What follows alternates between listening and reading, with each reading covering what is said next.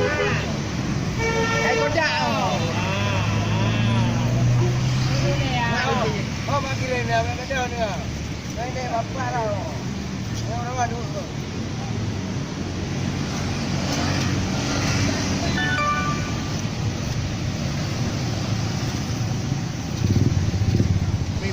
Ini usaha Sibreh Jaya Pak Rahman. Ya.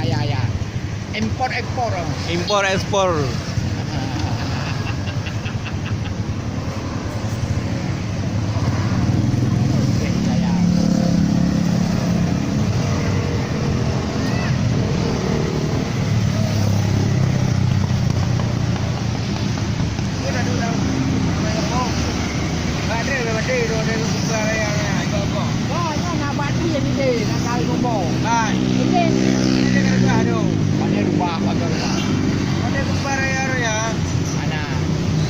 Kena lonjak ni. Cukup buat dia gaduh padi ni bangkit cukup dia lagi. Nyan toke Sibreh. Toke roti dari Sibreh Pak Rahman. Roti Sibreh bukan tilai sama ni. Tilai dari Semani. Roti Sibreh. Roti Sibreh. Urung baik. Urung baik. Munyo tidam baik. Tidam paling atas ikap.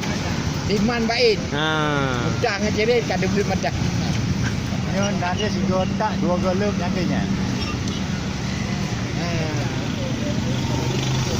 Jadi kue dari Bait. Ya, kue baik. Sibreh kamu daya lah.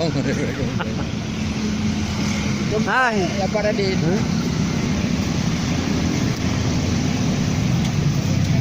Bukan lincung. Lek apa ini bukan jauh. Bait dah, bait boleh kering nah. Saya dah kan ni. Jadi bait dah ni. Saya tu bre. Oh, bait Sibreh. Lincung boy bekat. Lemon aja bapa rincung kau kau. Lemon agak. Ya yang muda ini bait bukan lincung. Kau kamu mujak ni ada yang serbi. Oh, dah jak katan. Kan dapu muda apu ijak. Yang nak. Murah ropo bukan, bukan. Pernah namu. Rabu Sibreh. Ya. Putra Rebu. Sibreh udah.